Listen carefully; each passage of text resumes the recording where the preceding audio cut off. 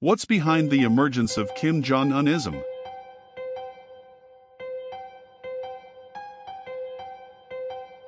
North Korea is moving to strengthen Kim Jong-un's monolithic leadership through an ideology known as Kim Jong-unism.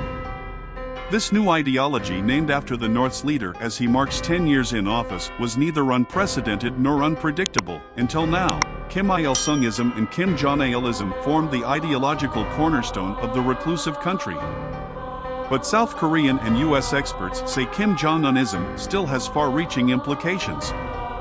At a recent parliamentary audit, the National Intelligence Service revealed that Pyongyang has begun using the term Kim Jong-unism internally, part of a strategy to establish an independent ideological system centered on Kim Jong-un. The appearance of the term coincided with the disappearance of propaganda idolizing Kim's predecessors, his father, Kim Jong-il, and his grandfather, Kim Il-sung. Kim is now ready to put his stamp firmly on the regime. Ken Gause, director of the Adversary Analytics Program at a U.S. nonprofit research institute called CNA, told the Korea Herald, adding that Kim has been consolidating his position as the supreme leader since about 2016 with the Seventh Party Congress. An enduring one-man rule. Kim Jong-unism appears to be a long-term strategy to ensure an enduring monolithic rule for Kim Jong-un by promoting his image as a progenitor of a fresh ideology.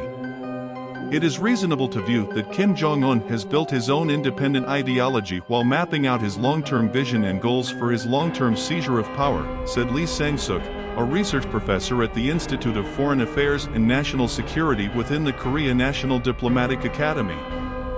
Lee said Pyongyang's steps to remove traces of its leader's predecessors have laid the groundwork for Kim Jong-un's long-term hold on power. In photographs of North Korea's Eighth Party Congress in January, the ever-present portraits of Kim Il-sung and Kim Jong-il were absent from the backdrop. Additionally, the party rules were revised at the meeting to abstract Kim Il-sungism and Kim Jong-ilism and put the ideology of Kim Jong-un at the forefront, Lee explained. At the Congress, Pyongyang also eliminated the term Sungun, which refers to the military-first politics founded by Kim Jong-il, by modifying the preface to the party rules. The preface now stipulates people-first politics as the basic political mode under socialism, superseding Sungun. Experts viewed this move as the spadework for indoctrinating the North Korean people with Kim Jong-unism, whose core ideology is likely to be the people-first principle that Kim has frequently endorsed. North Korea highlights Kim Jong-un as the head of the party, who has established the people-first ideology in a new era, and proclaims that it will strengthen his monolithic leadership system, Lee said. Kim's elevated status, equal to his predecessors. Kim Jong-unism also is in line with the outcomes of the Eighth Party Congress, where Pyongyang conspicuously set up an institutional framework to raise Kim's political status and make him the equal of his predecessors. At the Party Congress, Kim Jong-un was elected as General Secretary of the Workers' Party of Korea, his late father's title. Also, Rodong Sinmun articles now refer to him as Suryong, or Supreme Leader, an appellation that until recently was reserved for his grandfather Kim Il-sung. This is corroborative evidence that shows Kim Jong-un has reached a status equivalent to that of the late leaders, Professor Kwok Gilsup of Kookmin University said. Kwok has analyzed North Korea for the National Intelligence Service and affiliated organizations for over 30 years. Kwok says Kim Jong-unism is the quintessential tool for Kim Jong-un to grab power. The young North Korean leader has sought power mainly by harnessing institutional measures, policy lines, and the manipulation of leadership symbols. But Kwok said Kim Jong-unism was not the start of an independent ideological system, separate from those of the current leader's predecessors. As Kim Jong-un is the third-generation hereditary leader, he has no choice but to naturally seek changes while riding on the coattails of his predecessors rather than differentiating himself from them, Kwok said. Kim's confidence and power, achievements. Pyongyang's initiative to establish a distinct ideology is also a manifestation of Kim Jong-un's confidence in his achievements. In some ways, the emergence of Kim Jong-unism is also a congratulatory gesture to Kim Jong-un for having not only survived as Pyongyang's leader, but also exceeded the expectations of the international community, said Soo Kim, a policy analyst at the RAND Corporation and a former CIA analyst. This may also mean an even more emboldened Kim Jong-un. Chong Song-chang, director of the Center for North Korean Studies at the Sejong Institute, echoed similar views, saying Kim Jong-unism is a sign that Kim Jong-un is secure in his role. During his initial period in office, it was onerous for Kim Jong-un to suggest a ruling ideology that is discrete from the ones presented during the era of Kim Il-sung and Kim Jong-il. When Kim Jong-un inherited control in December 2011 after the sudden death of his father, he was largely overshadowed by his predecessors. The following year, the Kim Jong-un regime presented Kim Il-sungism and Kim Jong-ilism as the sole guiding ideology of the Workers' Party of Korea. The completion of the state nuclear force in 2017 raised his authority within the North Korean leadership and served as an opportunity for Kim Jong-un to make a complete escape from the halo of Kim Il-sung and Kim Jong-il, Jong said, adding that the completion of the nuclear force was a watershed for his leadership. Why now? Economic challenges, expanded information access. Kim Jong-unism comes in time for the 10th anniversary of his ascension to power. But economic challenges have heightened the need to ramp up ideological campaigns to bolster Kim's rule. Gauze, of CNA, raised the possibility that Kim Jong-unism is tied to the legitimacy question, which is under assault because of the failure in the economic plans. Kim Jong-un needs to play his cards right if he is to show his country that he is competent and has the right vision.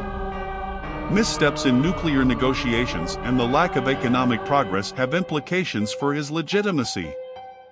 The emergence of Kim Jong-unism could be linked to his goal of refocusing on economic growth while pulling away from or at least scaling back the country's nuclear and missile programs. In order to do that without taking a major hit in terms of his legitimacy, he needs to have some other ideological elements that will mitigate the fallout of that shift because he will still be dealing with an economy that is heavily challenged, Gauze said. Kim Jong-unism is also connected to the need to firm up ideological indoctrination and information, says Lee of the Institute of Foreign Affairs and National Security. According to Lee, Pyongyang sees a need to solidify Kim Jong-un's monolithic ruling system as it has become difficult to control the people's thoughts amid the deepening of informatization.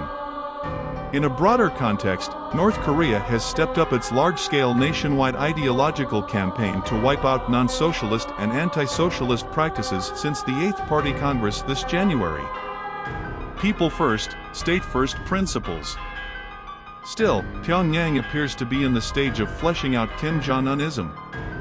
It is likely to embrace the long-established Kim Il-sungism and Kim Jong-ilism, demonstrate Kim Jong-un's achievements, and bespeak his outstanding leadership as differentiated from that of his predecessors. Experts also shared the view that the core ideas of Kim Jong-unism are the people first and state first principles.